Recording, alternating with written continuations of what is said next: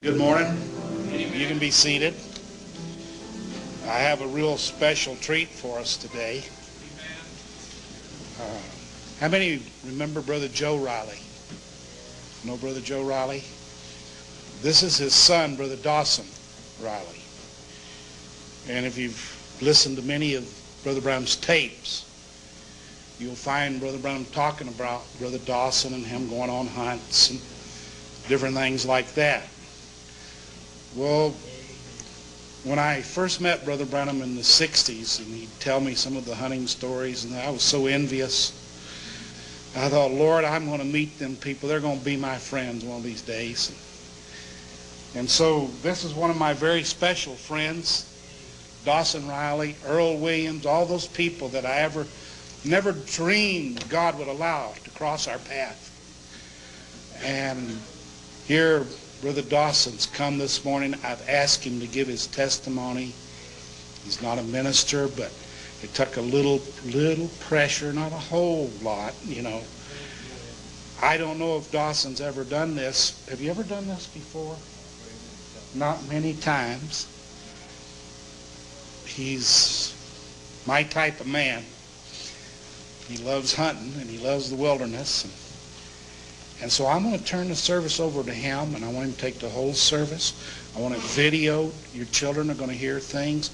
I'm going to hear things that I've not heard before either, of some of the times and how he hunted with Brother Branham and how the Lord had revealed things and that would take place and different things like that, to let you know that, and this same God today is amongst us. See, Jesus, the Word, is amongst us. The Word and Spirit. The Word couldn't be here in our hour without the Spirit being with it, because they're one. The Word and Spirit are one. So it's a real pleasure to have him come by. My mind and heart has been on him for the last month, and I'm trying to get numbers to call him, and he's been feeling the same way. So I believe, once again, our steps are directed of the Lord. And so at this time, I want to turn the service to Brother Dawson Riley and let him come and share his testimony. And I know you're going to leave here blessed. By the way, Brother Dawson's only a couple of years younger than me. He may look younger than what he is. He's 62. I'm 64. And a miraculous miracle God did in his body. Healed him of cancer on his ear, just because he believed the Word of God. And so, Brother Dawson, if you'd come at this time, I'd like to turn the service to you, my precious friend. Just stand right there. Okay. I greet you in the name of the Lord Jesus Christ. I'm not a minister, and I'm nervous because I don't do this. But I was driving along yesterday morning in Idaho, where I live. I had no thought of even being here. I didn't even think I could make it. I had to drive all night, and the Lord spoke to me and asked me to come today. And I didn't know that he would speak to Brother Jim. He said he spoke to my heart that someone needed a little lift. And I just came to visit Brother Jim, and he asked me to do this. And these things are very dear to me. The most precious thing in my life that's ever happened to me. So you'll forgive me if I'm emotional. And I'm a lion hunting guide. I still guide for a living, and I'm about to start my lion hunts. And I don't know why he sent me. He did. I know that he did. I got in here about 3 or 4 this morning, and they're very precious friends of mine, very dear to me. And the first day I met Brother Jim, we became bosom friends, and all through the years we've remained that way. So I greet you, and it's a pleasure for me to be and a privilege for me to be here. And I've jotted down a few things, and probably more things kept coming to my mind in the back room, and I jotted them down of things that went on. But before I do that, I'd like to testify of a wonderful thing that happened in my life. I've always been living in the outdoors and I've had a very healthy life. Everything's been wonderful for health for me. And I went to Canada summer before last to work, and I'd finished my lion hunts in Jackson Hole, Wyoming, and I took a construction job. Hunting doesn't do much in the summer, as you know, and so I took a construction job way up in the Arctic Circle, and I started having some troubles. And we were working 7 days a week, 11 hours a day, and I'm no kid anymore, and the old equipment, heavy equipment, was jarring me around, and I knew something was wrong, but I didn't know what. So I came home to Idaho, and I told my wife, I said, I've got to go to the doctor, which I didn't even have a family physician because I've never been to the hospital, I've never been sick. I didn't even have a doctor.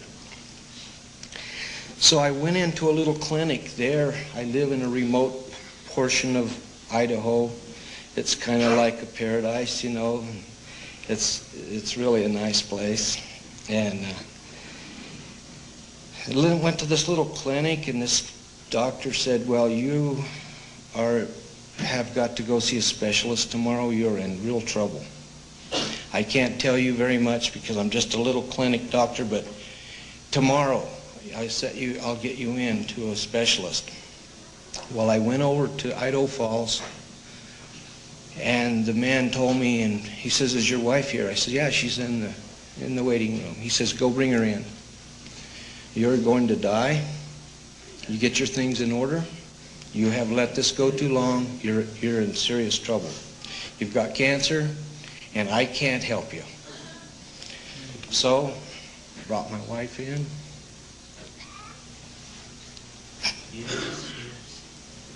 You always think it happens to somebody else. I went from perfect health to, he says, I'm going to die. So I said, well, I'm ready. But I didn't have things very good from my wife and daughter. I realized I didn't have things very, very good. So he told me what to expect, that he couldn't help me at all, but he could fry me and cook me and you know, do all the chemo and all this. I said, I'm going to go home and think about it. So I went home pretty much in shock for 4 days. I had about 25 lion hunts booked, and I was about to go. I had taken deposits on these hunts and probably spent most of it.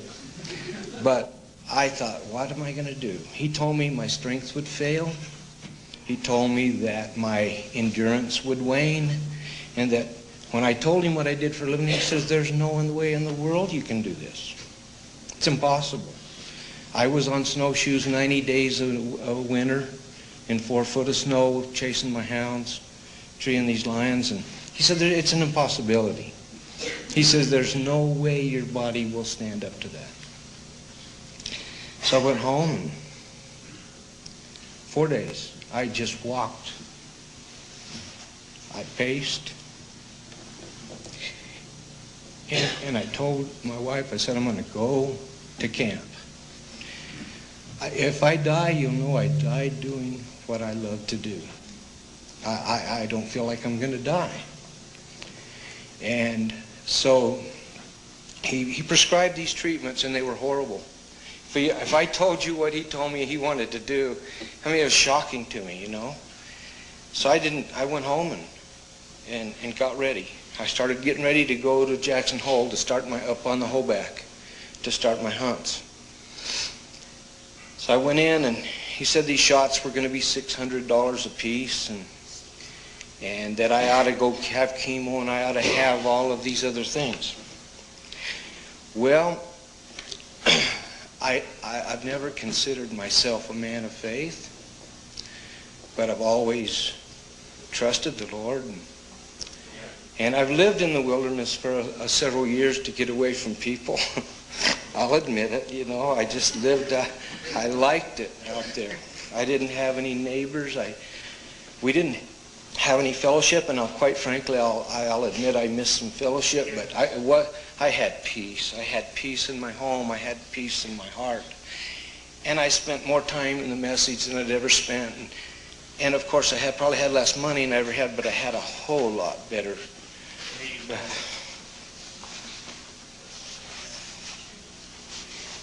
Everything was better. So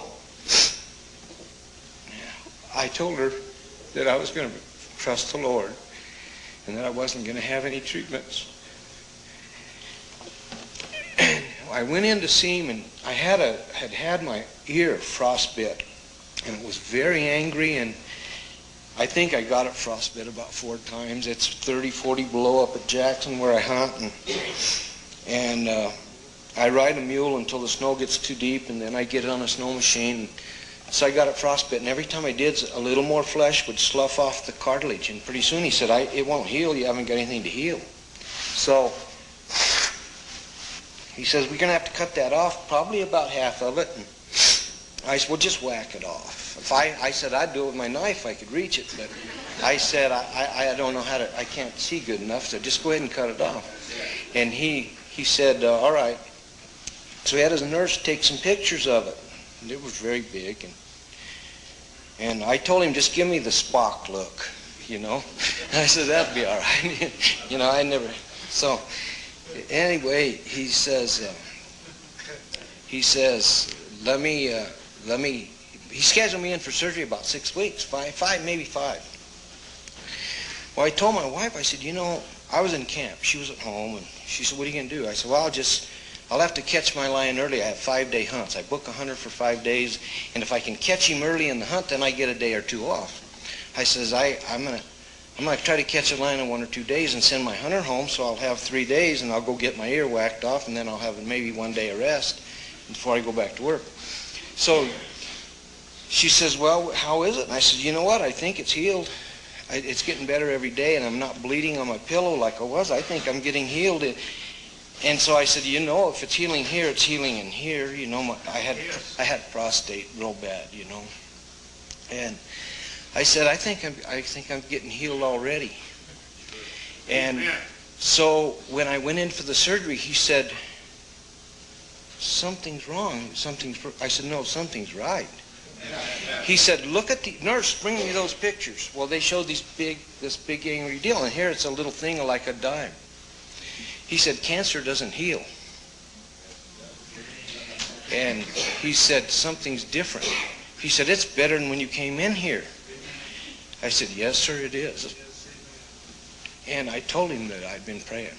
So he went ahead, and he didn't, as you can see, my ear didn't get whacked off, and there's no cancer there. And I haven't had any sickness. I had no weakness. I had the best lion season I had ever had in my life since 1963. I filled 28 hunters, one every 5 days, and he gave me bountiful blessings. I had the finest winter I ever had. Every time the other hunters would complain about not finding lion, I would catch 2 or 3. I had 8 days I filled on the first day. I had 5 multiple lion days. I had 1 3-lion day. And all of those things, they don't happen to very many people. And I'm supposed to be getting older and slower, and the kids are supposed to be getting better, and I would just be blessed me. And I want to throw another little testimony in here. I had heard a lot of stories about how bad moose are, but I had never had any problems. I've been around them over in Jackson for several years now, and I never had any close encounters that were dangerous. Well, one day I had a hunter, and we had our snow machines parked, and my dogs were trailing a lion underneath, and a big lion come out of the Yellowstone Park and killed a moose. And I just showed him the kill. Well, with that bull was a cow, and she was all mad. and she had her mane all down, had her head down, and she just started lowing and coming up there. And this guy said, "What are we going to do?" I says, "We're probably going to get in trouble." He says, "Well, I'm leaving." And he jumped on his snow machine and took off through just a bunch of brush because there was no trail. We're up there, we're listening to my dogs. And so when he left, I was standing between them. It left me exposed. And I'm in 4 feet of snow. I took one step and I went up to here. I couldn't move. And all these thoughts came through my mind. I said, well, this is how you got it. You always wondered, this is it. I mean, I had nothing. I had no protection. I had and she came. And she was about 18 inches away, still coming full. And that guy realized he had left me in a bind, and he turned around, and he came back, and he ran his machine against her side and ran over my leg. And it took the cow about 4 feet past me, and then I grabbed a little limb, and she went on. I know, all I did is I just uttered the Lord, "Help me, Lord, I'm in trouble." And so I knew he saved me. I knew it. Because she was 1,500 pounds right here, and I'm here, and her head's this far from me. I knew. So about 2 days later, I was going down the trail, and I thought, this would be a terrible place to meet a moose. And I went around the corner, and there was a moose and a calf. And I was in a narrow, winding trail. And there was no place for me to go and no place for her to go. And I sat there and I prayed for an hour. So she tried to walk away, but the calf was getting tired and she was getting madder and madder. And I sat there for 1 hour, which the 1 hour prayer doesn't hurt you. You know? So I prayed. I couldn't physically lift this machine up and turn it around on this narrow trail. There was no place to go. I couldn't climb a tree. I just sat there praying. She went about 50 yards, and finally she decided that she wasn't going to go anymore because her calf couldn't go. So she sat there lowing at me and throwing her mane down, and I thought, well, I got in trouble again, you know, and I just prayed. And so she left about 50 yards, and I moved up about 50 yards. Finally, the calf, for some reason, got off the trail, and she turned her head down and was looking off. And I prayed the Lord would give me safety here, and I crowded her the bank, and I think I hit her with my forearm, and she could have kicked my head off, but she didn't. I got on by, so I knew again. And these are just a few of the things. One time I got stuck in a real bad avalanche, and I couldn't get me or my machine out, and the avalanche had covered us up, and I knew it wouldn't go, and I knew I couldn't dig it out without sliding. So if I created the void to get my machine out, I was going to let this above me slide down and smother me. And I sit there thinking about everything I could do, and I thought, well,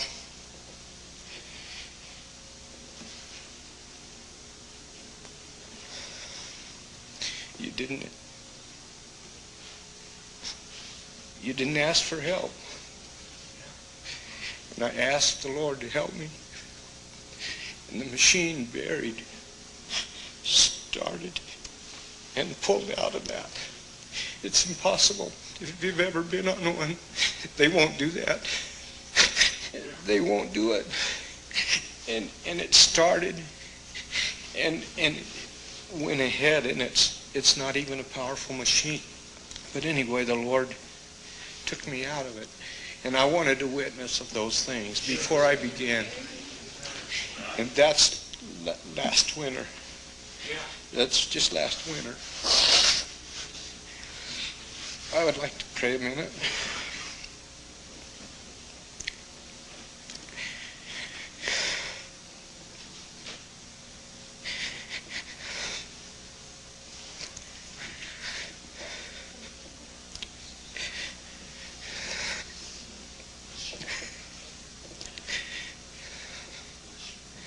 Our kind, gracious Heavenly Father,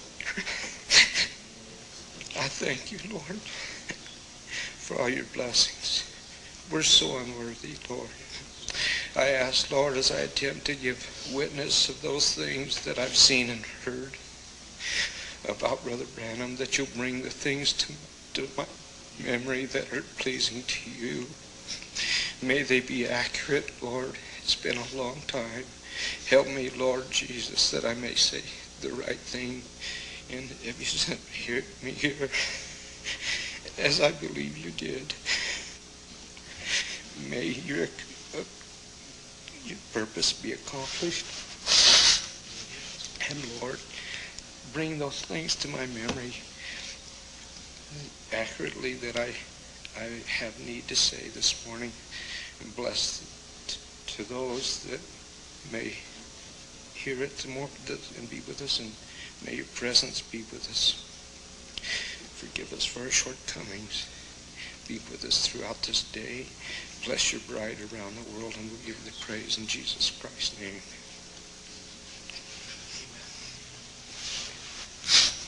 I apologize. It's okay. I have some notes here I want to refer to, and I'm not a speaker, and I will blunder around here, but if you'll bear with me, maybe I can bring up some of these things here and give witness. I first met Brother Branham when I was 7 years old. I didn't meet him, I was in my first meeting when I was 7 years old, and we're in Baldwin Park, California. The year was 1947. We came and sat toward the rear of the building. My grandmother was in Arkansas. She was a Pentecostal lady and a real Christian, and she had lived her life raising 14 children. My mother was one of 7 girls and 7 boys. And she had heard of, she couldn't go because she had so many children, she couldn't go to the meetings in Arkansas at the time, in Russellville. So she heard a lot of her friends, and so she sent word to my dad and mother in California. Dad got drafted into the Navy, and he had to go work in California. He said, if you ever get a chance to hear this man, some wonderful things happened. So Dad, he had only been a Christian about 2 years, maybe a year and a half.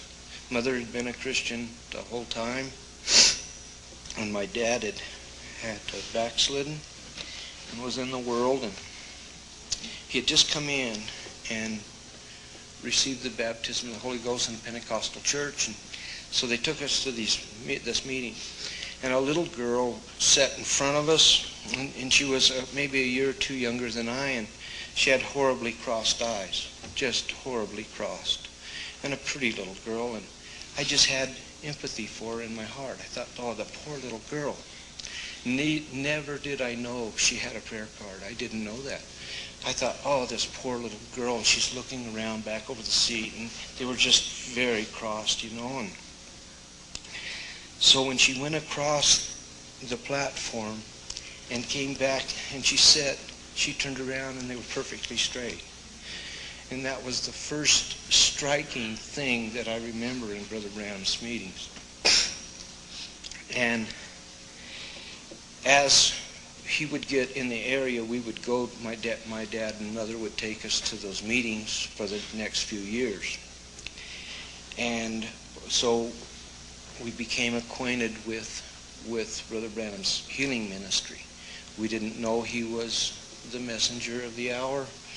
We did not know there was a message. We just liked to go to the meetings and see the healings.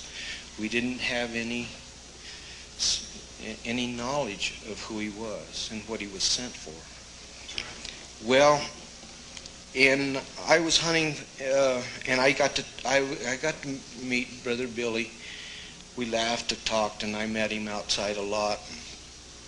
And he should have been in, really. But anyway, I got to knowing him. He was young, and anyway, he said, my dad would really like to to meet you and go on a hunt with you." I said, "Oh, no, he wouldn't." He wouldn't like to meet me. "No, that can't happen. I'm not a Christian, you know." And I said, that's not what he'd enjoy at all. Well, one day I'd been up on the San Carlos Indian Reservation, and I caught a really, really big bear. And I had this huge bear, one of the biggest ones I'd seen. Billy liked it, and Brother Billy, and he says, "Oh, I got to tell Dad." So we went to Jim's Steakhouse down on Van Buren. That was the first time I got to, well, it was the second time. I was just, in 1959, Brother Sherritt, the man on the tapes, you'll remember the name associated with the grafting of the trees, the orange and the lemon. Well, John Sherritt, my dad was working with him at the time, and he came down to Phoenix, and had just got a world record rainbow. And we saw it in the back of his car and in the back of his station wagon. And we got to go to dinner with him that day. Of course, we just sat there and be quiet. We didn't say anything, but we got to go. He and Sister Mita and my mom and dad and I and Brother Sherritt and his wife went out to eat at the Los Olivos Lodge there in Phoenix. That was a very wonderful time, a couple of hours there, maybe 4 or 5. And Brother Sherritt, he had a whole wing there set aside, and that was a delightful time. But as far as interfacing with Brother Branham and myself, I did not. I did other than just meet him. And so this time at Jim's Steakhouse is when I met him, and we set up a hunt to go to Strawberry. And quite a few things happened on that hunt. Really, quite a lot of things. But one of the things that happened up there is Brother Billy and I were shooting at 22s, and I became aware of how really superior that Brother Brennan could shoot. I always thought, before I met him, I used to think I might shoot a little. I know Jim Eddy, he thinks he can shoot too, but he can't. No,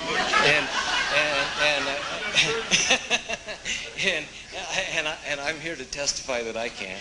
But anyway, he put these he put these empty 22 casings on stumps, and he would just shoot them into oblivion, freehand, offhand, and you just do feats like that. He could strike a match. He could do all these things. Well, anyway, Brother Billy and I were shooting at I don't know if they have them anymore. I can't remember if they do. The old 22 cartridge, they had a red X on them, Super X, so the Winchester. And we were shooting at the X. Well, I think I missed one way, plus or minus a little, and Billy missed the other way. And I don't mean to be disrespectful. I mean Brother Billy. And so Brother Branham said, "Well, I'll just show you boys how to shoot." And we were just messing around. The hunt was over, and we were just shooting and playing around. And so he said, "Well, I can do 2 things here. Do you want me to shoot where the X intersects, or do you want me to split your 2 shots?" I said, "Well, it's easy to hit the X, just split our 2 shots." So he took a little time and he shot, and we went down there, and you could have just measured him perfectly. He was exactly between our 2 shots, which put it off center of the X. But he did that type of thing, and it just unbelievable how he could really shoot. I mean, it was gifted, you know. It was beyond regular accuracy. He was just really so. I don't know if I have any notes on that hunt or not. I don't think I do.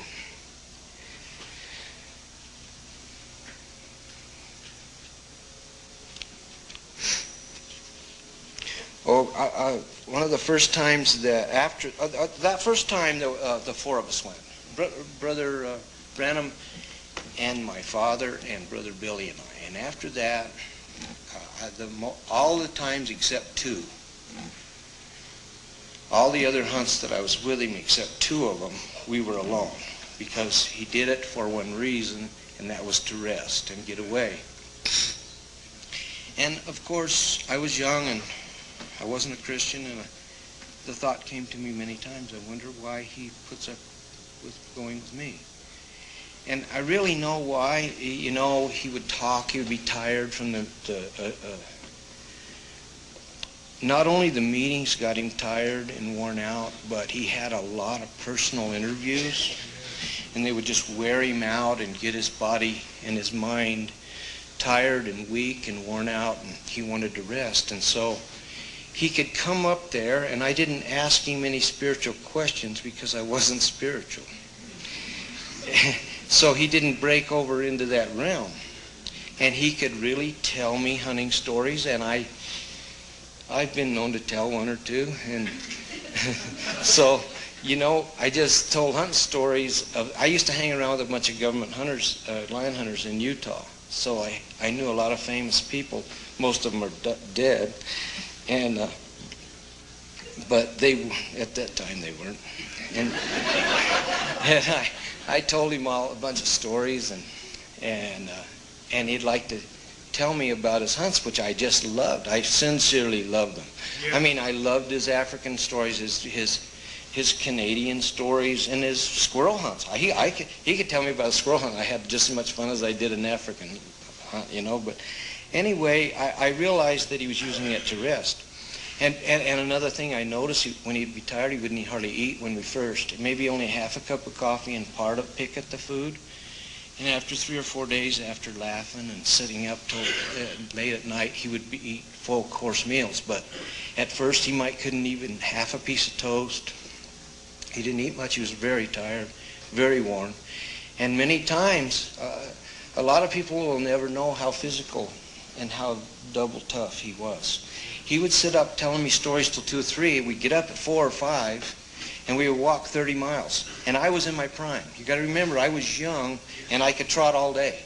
I could trot, literally hit a long trot all day long, up and down. Here he's 49, 50 when I met him, and up to about 56 there. I mean, you know, he could walk a young man into the ground. He was extremely physical.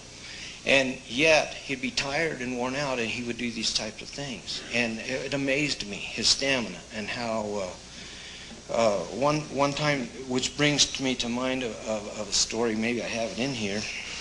I don't know if I do. We were up at Strawberry. No, we were in the control road, Pine. We were at Pine. And we had a bunch of lions in a bunch. There was 3 or 4, and they went everywhere. Dogs went everywhere. Went up to the Boy Scout camp. Went up to Milk Ranch Points. They went up on the Pine Creek Trail. And I took off running. And I ran in and that's Manzanita up in there. And if you've ever been in there, Manzanita, you can't see any tracks. There's no. It's heavy. It's thick. You have to crawl through it. You know, Manzanita doesn't bend. You have to do the bending because it is where it is. And you crawl through that stuff, and it barks you, and it tears your clothing, and it's rough. And then the leaves fall down, and it has a mat of leaves, and you can't track. You can't even tell anything. So I'd gone about, I think it's about 7 miles by the way of the road to a Boy Scout camp, and a lion and the dogs would run through the Boy Scout camp, and they had all the kids in the mess hall. Well, I thought, and my dogs were treed up on this big rim, and I thought, well, I better go back and get Brother Branham because he don't have any clue where I am because I've been gone several hours running, and there's no way in the world that he knows because he can't trail me. Even though he's a good tracker, I knew he was a good tracker, but he couldn't track me. And here I have come through side hills and ridges and brush for 6 or 7 road miles, which is probably 9 or 10 or 11 miles the way I went. And so I started going backwards, and I looked way up there, and I saw Brother Branham. He was about 2 miles away, and I thought, man, he's about where I was. And I just sat down, and I watched him, and he walked everywhere I went. And he came up to me. I couldn't believe it. I could not believe my eyes. Here he came through untrackable ways. And he went exactly, and I know where I was. I knew where I went. Because I tried to pick the best, and I knew where I'd go the same one again, you know. I couldn't believe it. He came exactly up to me. And he smiled, and he said, "You didn't think I'd get here, did you?" I said, "No, sir, I didn't." Well, let me tell you something. I'm going to jump back 2 hours. I had 2 dogs that I knew nothing about. A man called me up and asked me to try them out. And I didn't know anything about them. I didn't know if they were good lion dogs. I didn't know if they chased deer. I didn't know what. Well, when my dogs were running on this lion track, and these 2 dogs took a fox, and I knew they did. I saw the fox. And they caught the fox and killed it, and I thought, boy, that's fast. You know, they may not be any good, but they sure are fast. And they killed this fox, and it was about a quarter of a mile off of this trail that I picked to go follow my dogs. Then I heard them again. There was a pair of foxes. They jumped the other fox and killed it, and it was about another 1/8 of a mile away. And this just down in the weeds, down in the brush. I said, well, they're good fox dogs, you know. And I was kind of amazed that they could catch a fox and kill it. And I didn't say, no, of course. I talked to him, and he said, "You didn't think I'd be here?" I said, "No, sir, I sure didn't." He said, "Boy, wasn't that something about those fox?" It's humanly impossible for him to know where that fox was. I was right there, so I could see it. And if I hadn't stepped down where it was, I wouldn't have seen it. He said, "That was something about those foxes, wasn't it?" And you can imagine what it did to me. You can just imagine. I just tumbled in my mind all day long. Just tumbled over and over. I just couldn't grasp it. I just knew something different here that I ever even imagined. If anybody ever thinks, and you hear these people talk about Brother Branham when he was under the anointing, they don't know very much about that, you know. He the Lord was with him all the time. Yeah. All the time. Yes. And he knew a lot of things all the time.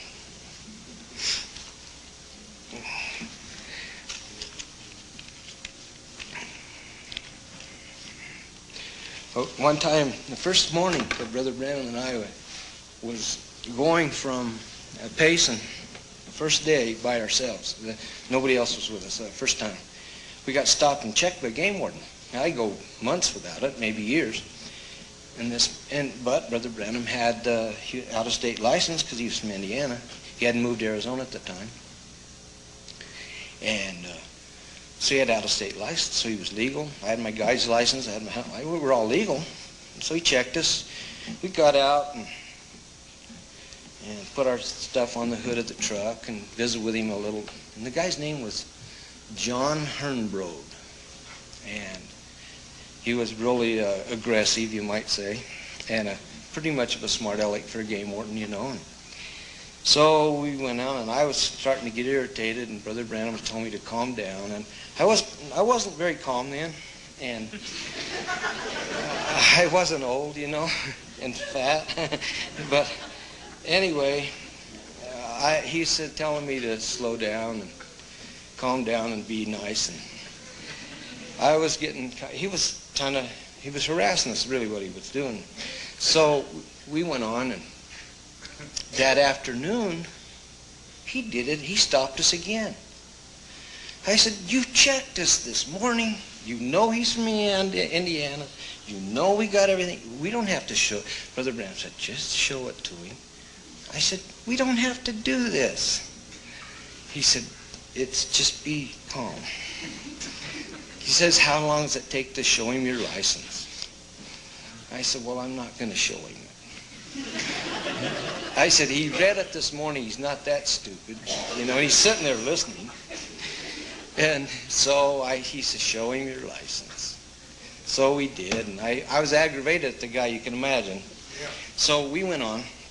Well, the next day, he started following us. So I said, "Well, I'll tell you what we'll do. that guy can't even think about walking with us. Let's just lead him along through the, I said, we're going to go to Washington Park, and the rim's about 2,000 feet there. Let's climb it 2 or 3 times. And drop off and climb it and let him follow us. We're not going to do anything. We're just going to lead this guy and get this guy. He said, well, we might catch a lion. I said, all right. So we took our dogs, and this guy's following us, and we came back. We were about 10 miles ahead of him. And he had to be tired, man. He had to be tired. So I said, I'm going to cut his tires. He said, you can't do that. I said, yeah, I'm going to cut his tires, you know, because he's following us, trying to get us trapped. And I said, I'm cutting these tires. I said, he won't get back for a week because he's probably got 1 spare, but he don't have 4. He said, no, you can't do that, you know. And so I was wanting to cut his tires and some other stuff too. And he said, no. He said, you can't do that. I said, all right. So I went over there and I looked at right by the truck and I saw this lion track. And I hadn't seen it that morning. It was real big. It was really big. And so I was looking at this lion track. I said, look at this. I said, we didn't hit him anywhere today. Look at this lion. This is a nice Tom.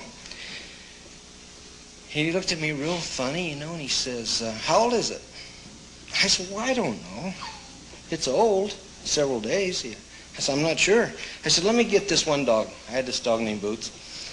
I said, Boots can smell the oldest track of all my dogs. I'll just let him smell it. So I put him on it, and he could barely get some sin out of it and wag his tail. And I said, it might be 10 days old. He looked at me real serious, and this was another shock to me. He says, it's exactly 10 days old. Yeah? Anyway, I was just guessing, you know. I said, I don't know, it might be 10 days old. He said, it's exactly 10 days. So another thing, too, he told me, he said, who's your best dog? I said, Boots. He said, he's not your best dog. He said, what about Eli? I said, he's my second best dog. He says, well, you just start watching him. He said, Boots steals everything Eli does. And I started watching it, and he was copycatting the other dog. And I had here I was supposed to be the one that knows about the dogs, right?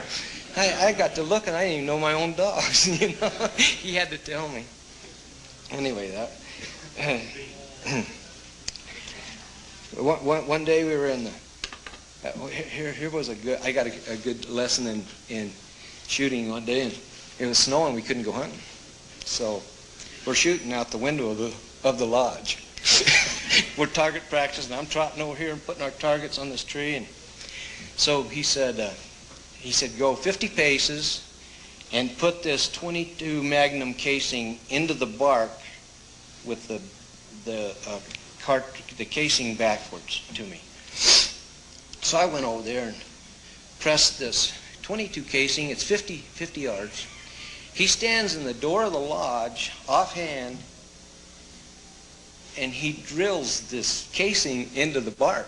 I mean, it just disappeared. I trot back over there, and I says, yeah, I can't find it. He said, put another one up there. So I trotted over there, put another one. He did the same thing. He said, here, you try it. I said, oh, that's out of my deal. That's out of my league.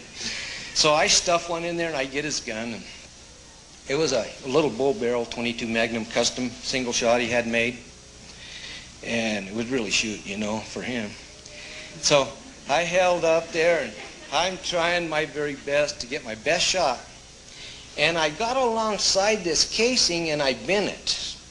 But it was still there, and the hole was beside it. And I was impressed. I mean, I'll be honest with you, I was impressed that I even touched it, you know. And he walked over there, and he says, don't feel bad. I says, I don't feel bad. I feel pretty good.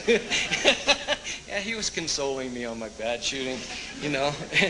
Anyway, yeah, I remember he said, don't feel bad. Yeah. One time, you know, I kind of hate to say it. Well, a lot of this I do, but I'm going to because I feel like it. But I do have something in common with Brother Jim Ed. My mama was praying for us boys, my brother and I. We weren't doing too good. We weren't doing very good. And so one time Brother Branham came to the house, and he would usually, when he got out of meetings or if he was out of the interviews and he was tired, he wanted to rest, I told him I'd cancel all my hunters and he could come and I'd just take him. And of course I never charged him any money. I mean, I was just a kid and trying to make a living, but I didn't have any money, but I sure didn't want his money. I can tell you that. I don't care how broke I was, I didn't want a dollar of that. And so I would never take anything. And I was so waiting on the next time to see him that I couldn't hardly wait. And I didn't know why necessarily. I just knew I couldn't hardly wait to see him again. So if he called, I said, "No, I don't have any hunters." And I'd say, "You got to go home." He said, "What do you mean go home? I paid you." I said, "You go home, I'll get you later." And I'd just be rude to these guys. I didn't know how to take care of clients, you know. And I say, you got to leave." He said, "What do you mean leave? I'm hunting. I got a 5-day hunt." I said, "No, something's come up. You got to go." Brother Branham say, "Somebody in camp?" I said, "Nope, nobody's here. Come on, hurry." So anyway, he came down to the house, and my mother was talking to him, and she was talking and nervous about us and crying, you know. And I didn't know if she said it. She told me later and said, telling him about it. What should she do? And he said, "Just don't nag them." Yeah. He said, he said, "They'll be there. You don't have to worry." He said, "They'll be there, but don't nag them." And no matter what you do and where you go and what happens, I mean, I know we still all have to come to the same message. We all have to come to that word. And none of us are exempt from it. You've got to have the Holy Ghost in your life, or you're not going to make it. I tried it a long time with the head knowledge, and you can't do it. You have to have Christ in your heart, and you've got to have a personal experience with Jesus Christ, or you won't get there. But it's still a wonderful consolation to know he said it. It doesn't excuse my bad doing or mistakes I've made. It doesn't lessen any of that. We have to pay for everything we do, and we'll pay many times. So, the price is great. But still, what a consolation deep down when you know it's priceless.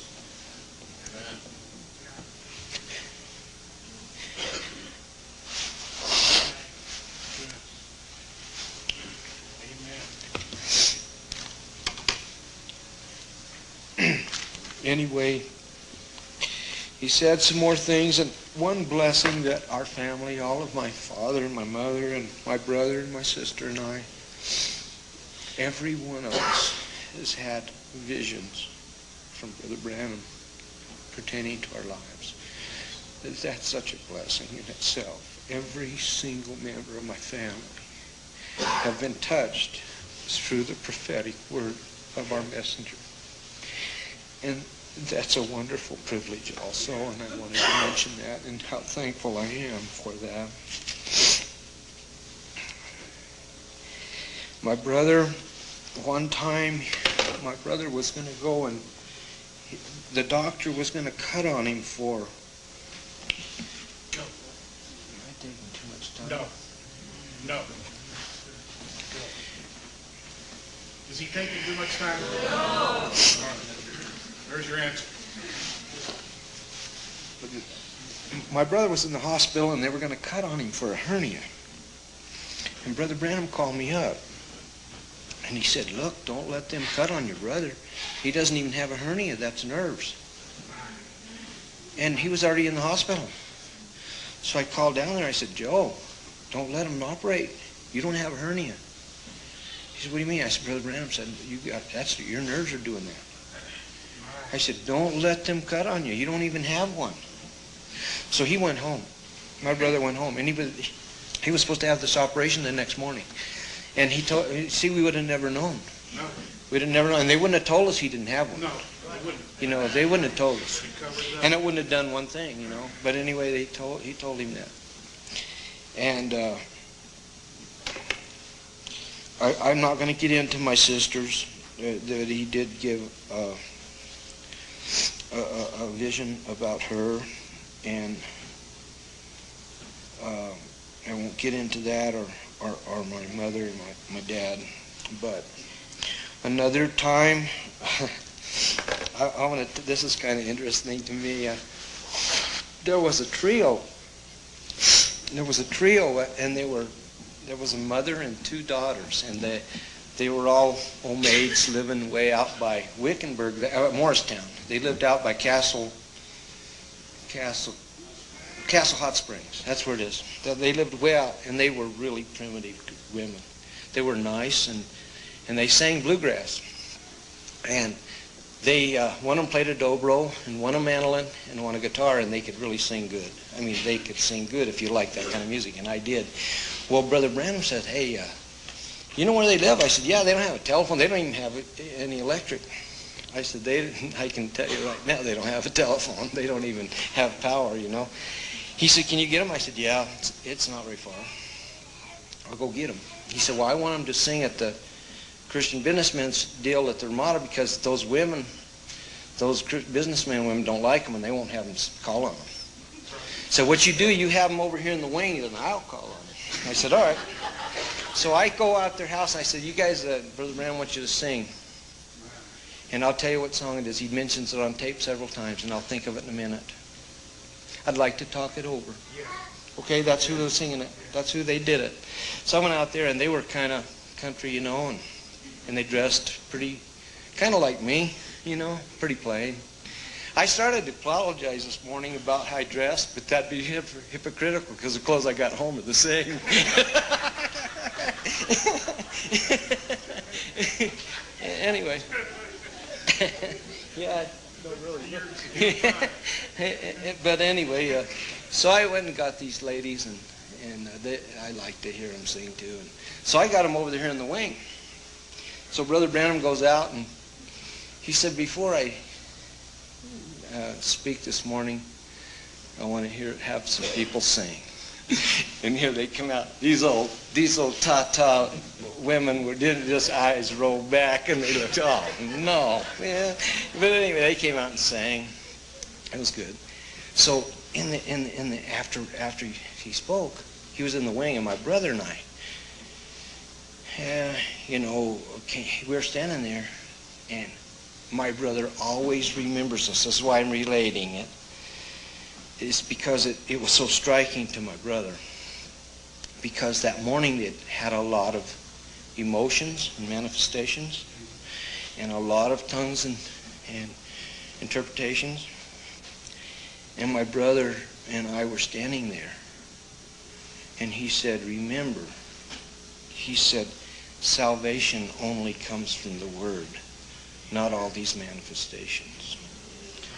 And my brother has never forgotten, nor I have never forgotten that. It was simple. At the time, we've heard it over and over now, but at that time we hadn't heard that like that, I mean, it was striking to us. Well, now, if you read a lot, hear a lot of tapes, you hear that a lot, but we didn't hear that a lot, And that was still when they believed in initial evidence and everything else, He said that salvation just comes from the Word, and that alone. He said, and not manifestations. He said you can't, and he said you can't put any importance on that. It's kind of the way he put that. One time, I was up in Utah with Brother Branham. This friend of mine had just lost a child, and he's needing some money, and he needed the money for the funeral. So he called me up, and so I was going to help him. And so I was talking to Brother Branham about it, and he said, I said, "I don't know. I need to either buy this colt from him or buy a lion dog. He needs some money real bad, and he won't take a gift. He's too proud." He was a lion hunter, and he was trying to feed a family, and then government lion hunters made $600 a month, and he had 5 children. And that was what they were working for then at that time, for the U.S. Fish and Wildlife. And I said, he's way too proud, but he won't. It's the same man, by the way, if you hear the tape when he talks about the Jack Mormon. Yes. Same gentleman, same gentleman. And we were at his house, and I said, what do you think I ought to do? And he said, well, you ought to get that dog. I said, all right. So he said, let's go down to the saddle shop. I said, why? He said, you know that story you told me about your saddle? You got in a bind and got out of money and you sold your saddle a long time ago? I said, yeah. He said, I think it might be in that saddle shop downtown. I said, that was 4 or 5 years ago. And it was about 60 miles from here, you know. He said, well, let's just go over there and have a look. And I walked in and my saddle's sitting there on the back, you know. And I thought, he said, well, that's pretty reasonable, isn't it? Well, let's just get it. And I got my saddle back after all those years. And then, so I go back home, and Jerry says, why don't you take the colt? Brother Branham nudges me. He just told me to take the dog. And I thought, well, Jerry said, I'd rather you take boy, I need that dog. Brother Branham nudges me. I said, I think I better take that dog. And he said, he said, well, think about it. I said, all right. So that afternoon he said, will you take this horse? I said, yeah, I'll take it. And Brother Branham, the room, he says, I think I ought to take the dog. Well, I'll tell you right now that I won't go into a long story, but that colt had one problem after another and ended up crippled. And the dog went to a real good friend of mine, and he was good, and every day of his life I envied him. Every 10, 12 years I wish I had that dog. Anyway, I didn't listen, and I should have. One time, I'll tell you how dumb I was. Of course, everybody, that's pretty apparent anyway, but I was really foolish. Brother Branham was trying to give me a hint. I dove hunted with Bob Ford. I don't know if any of you know Bob Ford in Jeffersonville? Old man? Yes. He looks like Colonel Sanders? Yeah. But you don't have chicken? Yeah. Well, anyway, Bob and I, we went good dove hunting every day.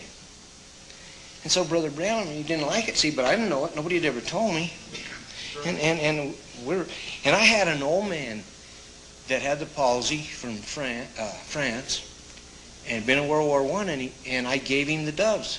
And I thought I was doing a good duty, and I'd take a couple of young ones, give him, I think the limit might have been 20 a day, I guess. Well, I'd take about 2 and have Mom cook them for my breakfast, and I would just give him the rest. And him and his wife would eat on them, and I thought it was a good deal. I was just, and so Brother Branham was trying to tell me, and he says, we don't shoot doves. I said, I do. Oh, and then about halfway home, I thought, oh, you dummy. You dummy, he's trying to tell you something.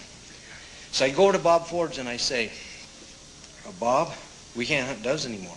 He said, well, you may not, but I'm going to. He said, why? I said, Brother Branham said we don't hunt doves. I said, I'm not going to shoot any more doves. He said, well, I'm going to. I said, okay, because he's stubborn as I was, and kind of cantankerous and everything. And so he was. Yeah, he was. I mean, he's not now. He's in the message and everything now, but he was kind of raunchy then. I remember he used to get after people with shovels and knives and stuff. He was pretty mean. But anyway, he said, well, I'm not quitting. So when I saw Brother Brown, I said, man, I said, I'm really sorry. I didn't understand what you're trying to tell me about the doves. I won't shoot anymore. He said, oh, yeah. He said, and he was telling me about the Holy Spirit's like a dove. Yeah. So we're standing out there, and he said, it's like you got this dove on your shoulder, and if you do something, he says, the Holy Spirit's sensitive, and if you offend it, he'll fly up on this little limb, but he won't be far. Yeah. But then you get everything right, and he'll come back. And he went just like this. And so I didn't realize he was trying to tell me that the representative of the Holy Spirit, and up here I'm just blazing away at him, And so I couldn't wait to tell my dad. And so Dad, he was too tight to buy the shells, so he didn't have to worry. He won't buy any shotgun shells. They're too high. But anyway, I was going to tell Dad just in case he did, break loose with a few shekels. I was going to tell him we can't do it, And so I was standing. Dad had a trailer park in South Phoenix at the time, and we're standing outside working on something. And I said, Dad, Brother Brown, and I was telling my dad this story. I said, Brother Brown was telling me about not shooting doves, and I said, I just blustered right over. Well, I do. And then I had to apologize, and then I said, here's what he was telling me. Well, and please, brothers and sisters, I of all people, I won't try to make something of myself. Please don't misunderstand me. I'm just witnessing what happened. And I'm not trying to be something, because I know I'm not. But I was telling my dad this story.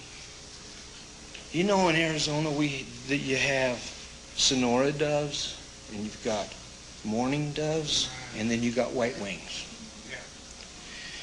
But a pure white dove landed on my shoulder.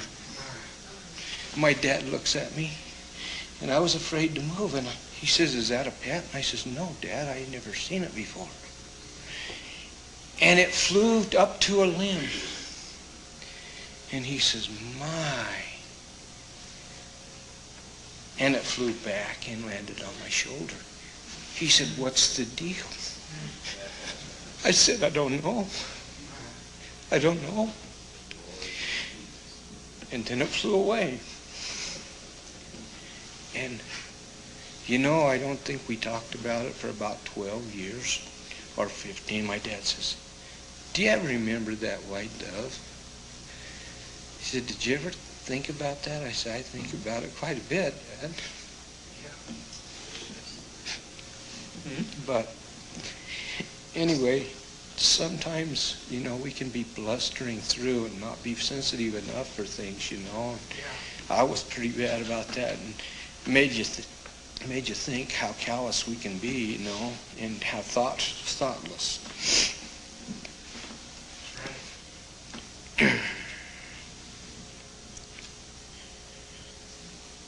One time I was in. How long do you want me to do this? Keep going. You want me to quit? No. Okay. Well, you just tell me. Okay. There's a bunch of. I haven't even hardly got down. I know. We got that. One time I was in Strawberry Lodge, and it was cold, and I had an old International Scout. And if anybody ever had them, they have the lousiest defroster known to man. It takes about 35, 40 minutes if it's a frosted day. And I had this old Scout, and I'd already loaded the dogs. And so I had a great big wart on my thumb. It wasn't hurting.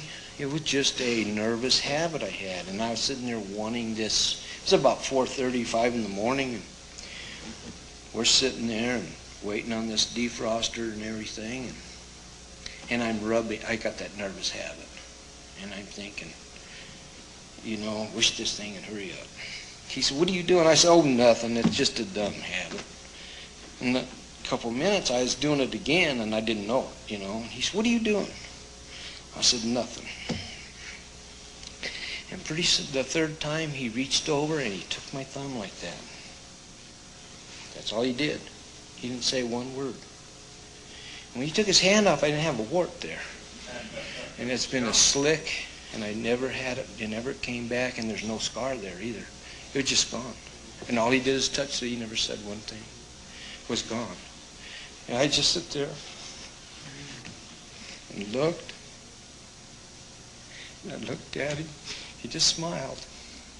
It was gone, So the next day, we went down through a barn. We were staying in number 4 room at Strawberry Lodge. Lester Gray, this guy that had managed Strawberry Lodge, was a real good friend of mine. And I would run a ticket for every hunter And when my hunter would pay, I would pay my ticket, because we'd get our meals there, have our room, get our flats fixed, because I had a lot of flats. And we would get gas and everything. And then I'd just get my hunt, pay up with him, and go to the next person. Well, Strawberry at that time, it had... he had a barn down below, and I kept my dogs in the straw. So when I went by this one dog I had, he was an Airedale dog named Hobo. He was begging to go, and he'd been real sick, and he was passing blood, and I knew he was weak, and he couldn't eat. And I thought he was going to die, and I wouldn't I'd always let him go. But that day he begged to go, and I said, you can't go today. And he cried a real pitiful cry, and I walked on by, and Brother Branham stopped by him. He just stopped. I selected the other dogs I was going to take that day, and usually I take one pack and rest the other half, and then the next day I reverse them so they're always fresh. And he said, why don't you let him go? I said, I can't. He's sick. He's not going to make it. He's too weak to make the day. If we get on a long chase, he won't even make it back, and he's too heavy to carry, and I don't want to carry him. I'm just not going to take him. I went on through and let my dogs loose, and he's still standing there. He said, why don't you let him go? I said, let him go. So he unsnaps him. I went outside, put him in the Scout, and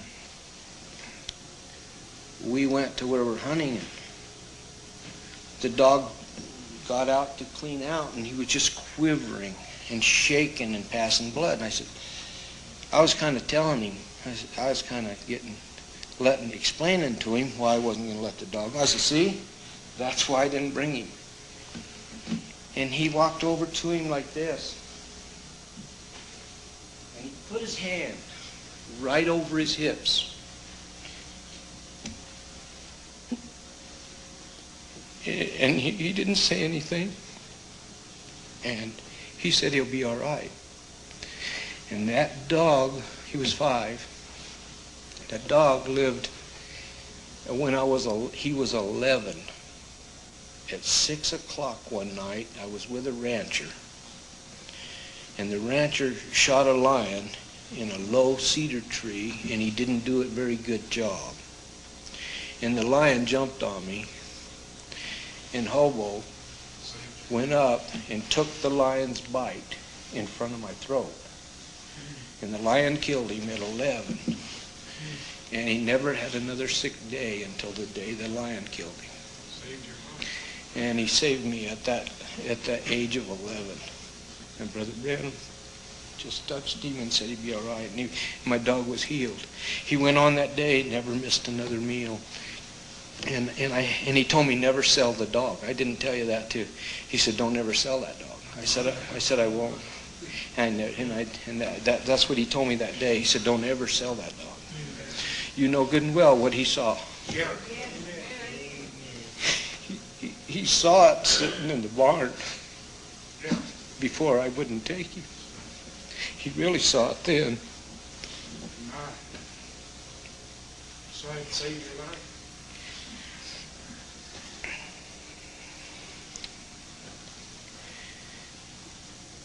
One time, one of the 2 times, other than that first time I told you, the only 2 times that anybody else went was once with Alan Mosley and once with Welch Evans. But the Mosleys were my friends, and we were visiting a lot, and they had asked me to go with Brother Branham, and I said, well, I know, a lot of people ask me that, and I'm not trying to keep you from him or anything, but he only told me not to ever tell anybody where and when we're going, and not to give his number to anybody, and never tell anybody, and I never have, and I never will. But they were good friends, and as you know, they had given Brother Branham the Jeep. They had made a Jeep and given it to him. And they loved him dearly, and they talked to me often. And Alan was one of my bosom friends before he was killed. And so he says, why don't you ask him? I said, I will.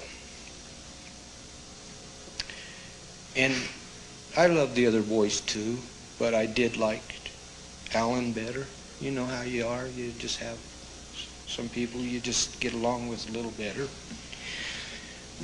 And the other boys are fine boys too, not to say they aren't. But I just really did like Alan and got along with him a lot. And I don't know, he said, well, tell Alan he can go. I said, all right. I said, but he's seeding rice up in Northern California, but he's going to fly down and meet us in Utah whenever I tell him. He said, well, don't have him come now because there's going to be a real bad storm. And it was just perfectly sunny, you know. He said, there's going to be a real bad storm, and he couldn't fly in there. I said, all right, I'll tell him. I said, Alan, you can go, but you can't come.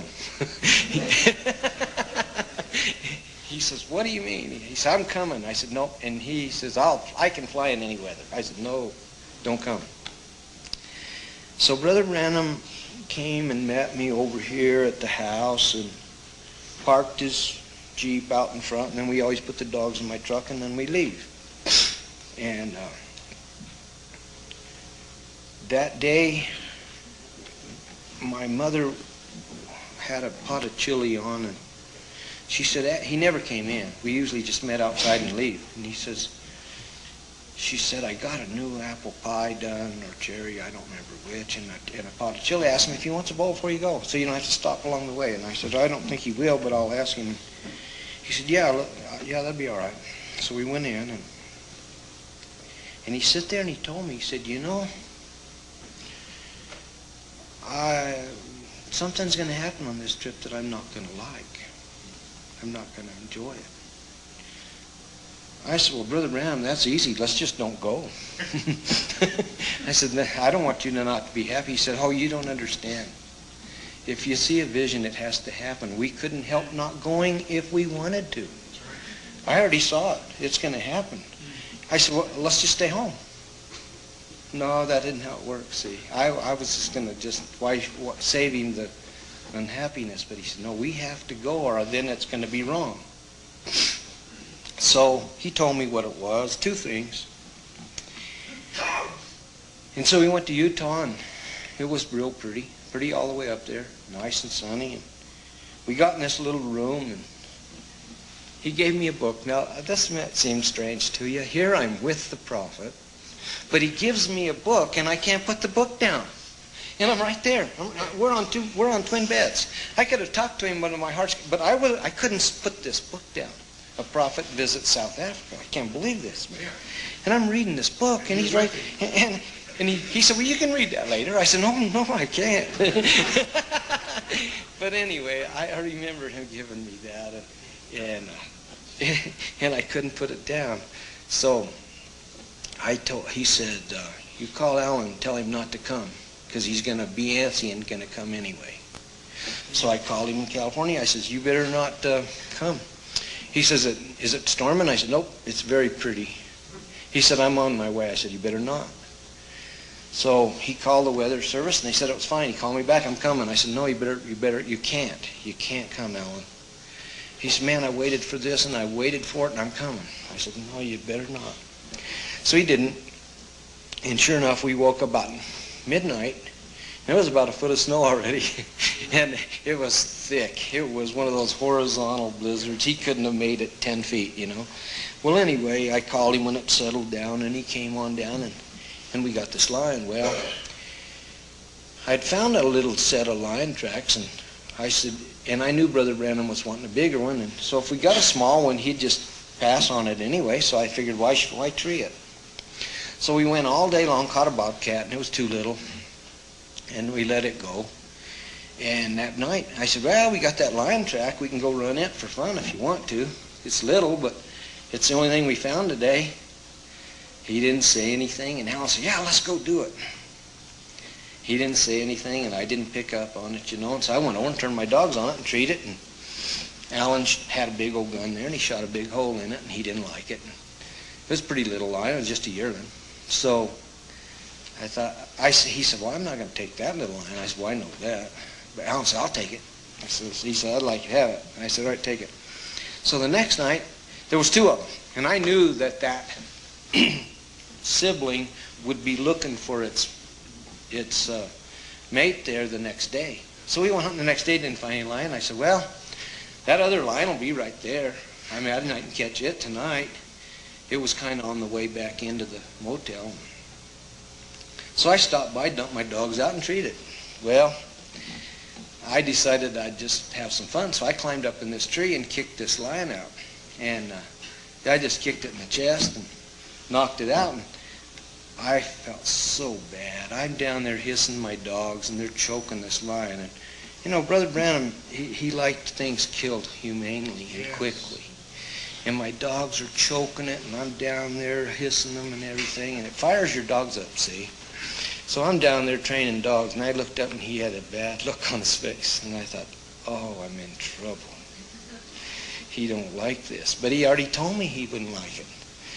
And I'm down there letting him choke this lion, and I couldn't get him off then. As you know, you can't undo it. It's already a big mess. It's a big wreck. You know, what could I do? I couldn't undo it. I just had to take my medicine, you know. I thought, oh, man, he's mad at me, you know. Anyway, so I just goofed up. But anyway, they killed that lion.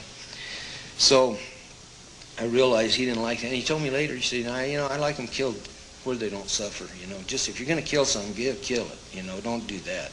He said, that thing choked for 20 or 30 minutes, and you were liking it. I said, yeah, I know. I'm sorry, you know. Anyway, so he kind of got after me about that deal. So I learned about that. And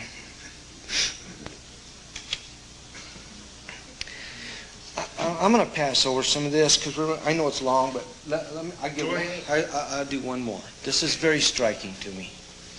In 1965, the construction strike hit here in Arizona, and my brother and I were working road construction, and we're out of work, and I got a chance to go to Oregon to hunt bear for the Forest Service, so I just went up there and hunted bear, and somebody has to do it, you know. And so I went up there and killing these bear out of the fir forest, and I had missed Brother Branham because, see, it's a first period of a long time that I didn't get to be with him. And I've been up there all summer, and I want to describe this situation, and you'll see why it's so striking to me. My brother was married. I was single. My brother had a wife and a daughter, and they had a little house in Gresham, Oregon, between Gresham and Mount Hood. And I had my dogs tied under some pear trees, and they had a lean-to on the back, which was kind of my way, you know. And I lived in this utility lean-to. I had a cot, and, you know, what else do you need, you know? And so I lived in this, me and the hot water heater out there in this little deal, and in the back of the house. And my sister-in-law would do my laundry and cook for me, and then I stand out there. Well, they lived on a hill, and up at the top of this hill, maybe 500 yards away, was a supermarket with a paved parking lot, and in the corner of the parking lot, out by the sidewalk, was a telephone booth.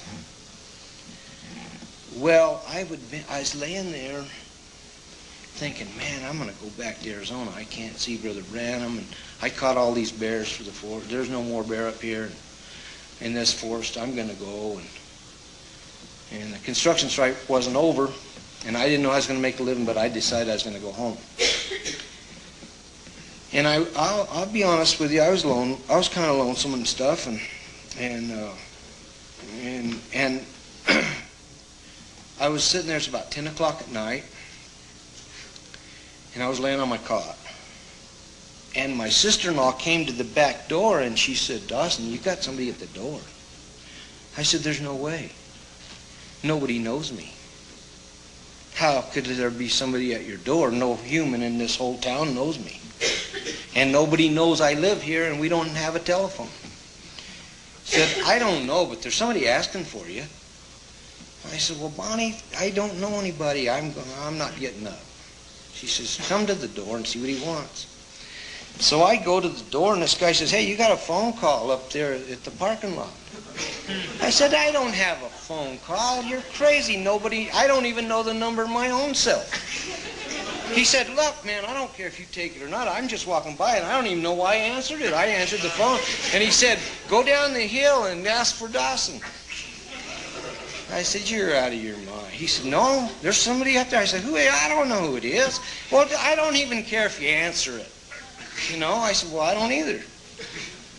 He said, but he did ask for you. Is your name God? I said, yeah. I said, all right. So I walk up this hill, and I pick up the phone, and Brother Billy said, Dawson, Daddy wants to talk to you.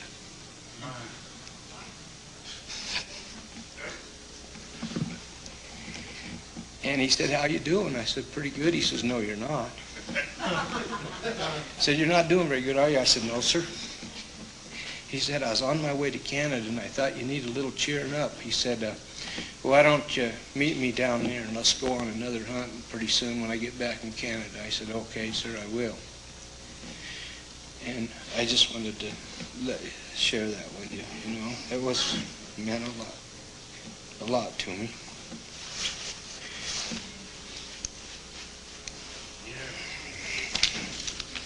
Well, I got 2 more pages. I don't even bother about that. That's enough time, my friend. I'm sorry I took that one. No, don't be sorry. Well, it's a privilege being here with you, and I hope maybe somebody got something that would help you. And you pray for me, and I'm going to start my next season, and I obviously need a lot of prayer. So I'd covet your prayers, and God bless you very much. Good to see you.